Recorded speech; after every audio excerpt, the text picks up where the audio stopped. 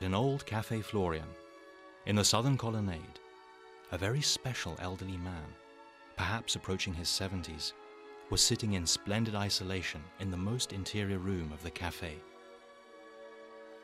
He was dressed in an old-fashioned dark velvet jacket, a white silk shirt, and a green scarf-type tie.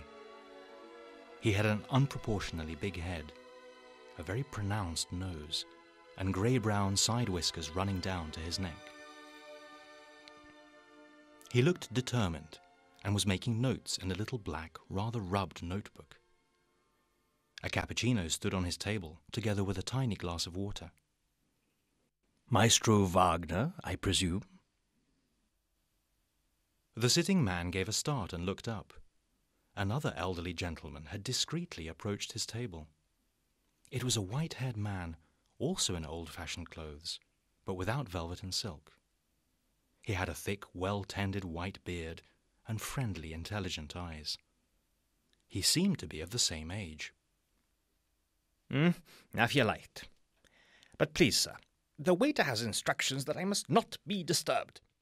Of course. I've known this waiter since he was a little boy. He accepted my humble bribe and let me in. He even murmured something like, "It's about time the two of you met."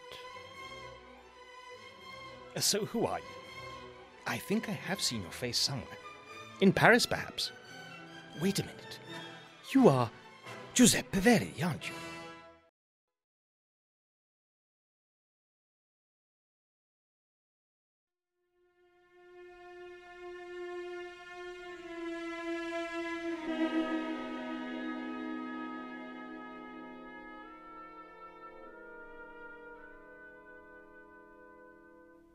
The project on a European identity was the favourite project of the Director General for Culture and Sports in the EU Commission, Julio Garcia. This project was to contribute to saving the shaky European Union, and it needed a strong and sustainable symbol. After long discussions on the possible use of the UEFA Champions League, the Eurovision Song Contest, or a project inspired by icons like the Beatles, ABBA or U2, agreement was finally reached on Garcia's own proposal to celebrate the Verdi-Wagner anniversary. Books on the two maestros would be produced in all official EU languages, and opera evenings were planned with a Verdi-Wagner mix. For example, the first act of Die Walküre and the last act of Aida. The climax would be a televised gala concert in Venice.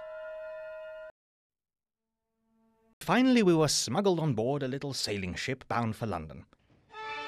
The journey was supposed to be calm. It was August, but we ran into one storm more furious than the other.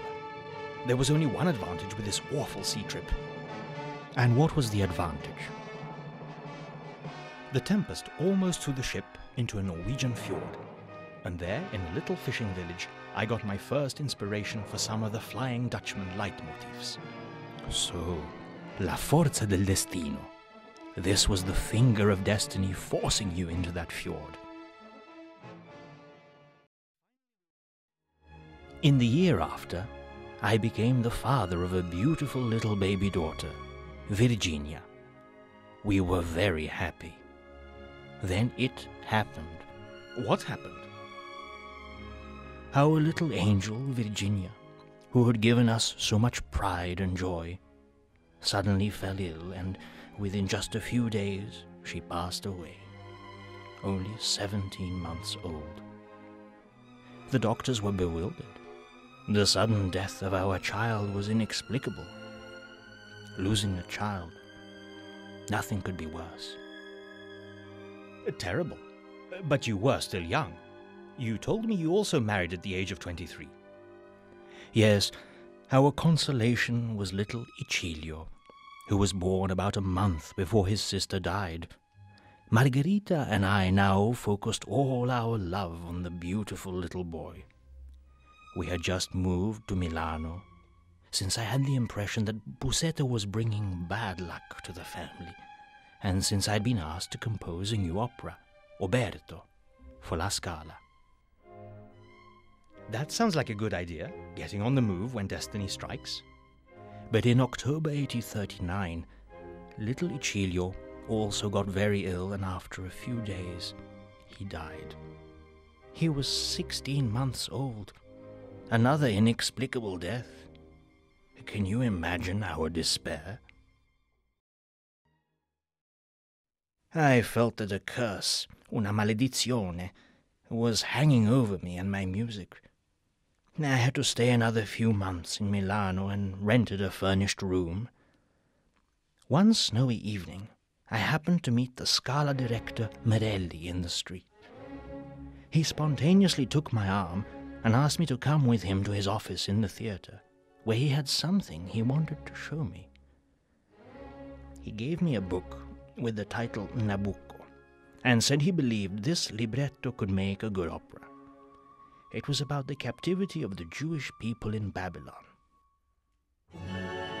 Wagner's face darkened, and he muttered to himself. A strange subject. Well, I refused, repeating that I had stopped composing forever. But he insisted that I should at least take the book with me to my room and have a look at it. So I took it, went home, and threw the book on a table in fury. Some hours later, I happened to see that the book had opened itself when I threw it on the table. And I saw the first words on the open pages. Va pensiero sull'ali dorate.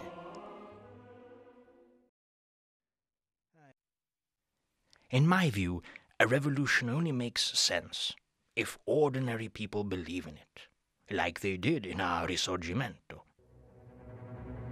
No, you're wrong, Verdi. Only we, the composers, the authors, the Dichter und Denker, can really revolutionize society and the world. See what I did to music theatre, and see how I introduced deep psychology into the art of opera. And I was 50 years before this Viennese charlatan, Dr. Freud. But I would not call that revolution, Wagner. Rather, development of the arts. After all, you did not burn down the opera houses or concert halls, did you? You developed our art, perhaps not always to my taste, but you developed it on the basis of our predecessors, Bach, Mozart, Beethoven, Bellini, well, perhaps even Meyerbeer. Not Meyerbeer. I told you that those works were only the sins of my youth.